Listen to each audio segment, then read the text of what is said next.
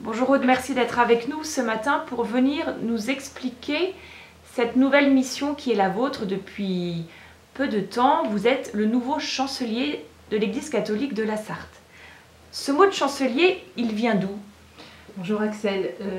Oui, le mot de chancelier vient d'un mot latin en fait, cancellaria. Les cancellaria étaient au début dans les premiers siècles de l'Église des services, des offices au niveau de la cour du pape, chargés de la rédaction, de l'expédition des lettres et des actes pontificaux.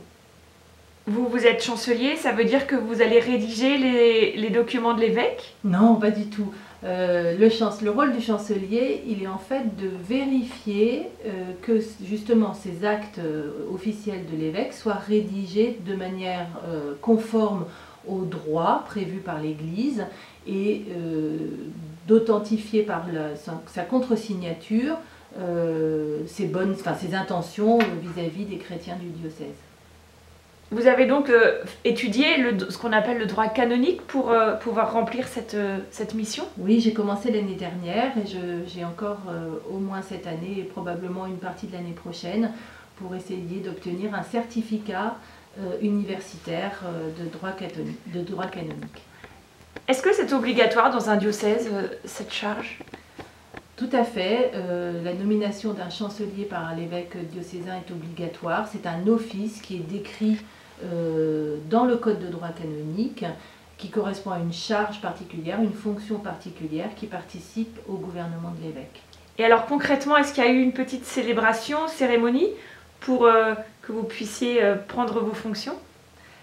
Alors au cours d'une messe célébrée à la maison Saint-Julien, j'ai prêté serment devant l'évêque et devant toutes les personnes qui étaient là. En fait, je me suis engagée à être fidèle à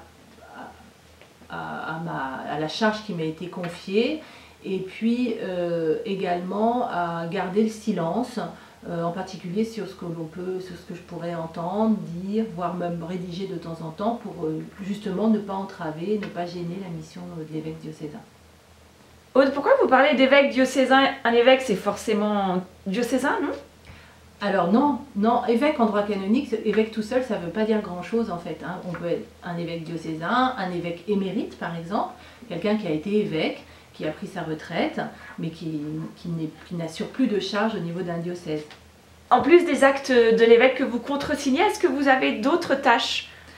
Alors oui, plusieurs, notamment la chancellerie est chargée d'assurer la conservation des actes de catholicité, c'est-à-dire des registres de baptême et de mariage qui se trouvent également dans les paroisses, mais qu'on doit archiver au niveau du diocèse. Est-ce qu'on peut revenir sur l'acte de catholicité? Parce que je suis sûre que beaucoup de gens qui nous écoutent et qui sont chrétiens ne savent pas forcément à quoi ça correspond.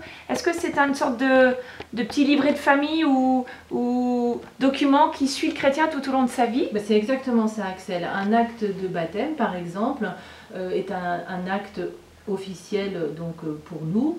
Et tout chrétien peut avoir besoin, tout au long de sa vie, d'un extrait ou d'une copie de son acte de baptême, par exemple s'il souhaite se marier à l'église ou si on lui demande de devenir parrain ou marraine. Et donc on écrira à ce moment-là tout sur le même document, comment ça se passe? Tout à fait, on a des petites cases, annotation qu'on appelle annotation canonique, et sur ce feuillet seront notées la confirmation par exemple, le mariage religieux, c'est un petit peu la carte d'identité religieuse du baptisé. Si on veut obtenir un acte de catholicité, comment doit-on faire? Alors désormais, on peut, et c'est le plus simple, se rendre sur le site internet du diocèse. Je rappelle l'adresse www.sartcatholique.fr, se rendre au niveau de l'onglet chancellerie. Là, tout est bien expliqué et le plus simple est de télécharger le document, mais surtout de nous l'envoyer par voie postale avec une enveloppe timbrée pour la réponse. Il y a un bureau des mariages, c'est je crois quelque chose dont vous vous êtes chargé. Est-ce que vous pouvez nous en parler davantage? C'est vrai que le bureau des mariages ici est rattaché à la chancellerie. Dans notre diocèse, l'évêque diocésain, donc Monseigneur Le Sceau, a délégué certaines facultés au chancelier en ce qui concerne des actes administratifs et notamment dans les questions de mariage. En particulier les dispenses que l'on peut accorder, donc par exemple quand il est question d'une union entre une personne baptisée et une personne non baptisée. Cette dernière donc, a besoin d'une dispense pour pouvoir se marier à l'église. Et c'est vous, le chancelier, qui la remettez? Par délégation, voilà, de l'ordinaire du lieu.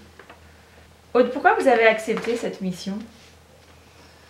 Alors en réalité, après réflexion, je pense quand même pouvoir dire que la mission de chancelier, c'est une vraie mission de charité à l'égard des gens, puisque le rôle du chancelier, il est vraiment de faire que les choses soient réalisées selon les règles du droit de l'Église, qu'elles soient vérifiées, qu'elles soient authentifiées, en tout cas en ce qui concerne leur forme. Et puis, le dernier canon du Code de droit canonique parle du salus animarum, du salut des âmes, qui est in fine la mission de l'Église. Donc je pense que la mission de chancelier y répond. Si vous deviez faire un parallèle avec la société civile, ce serait quel ministre qui correspondrait au chancelier? Alors d'une certaine manière, je pense que le chancelier, c'est le garde des sceaux de l'évêque. Merci beaucoup, bon vent pour cette mission. Elle dure combien de temps cette mission? L'évêque a tout pouvoir, donc c'est lui qui décidera quand il y mettra fin. Merci, plein de bonnes choses pour cette mission. Merci Axel.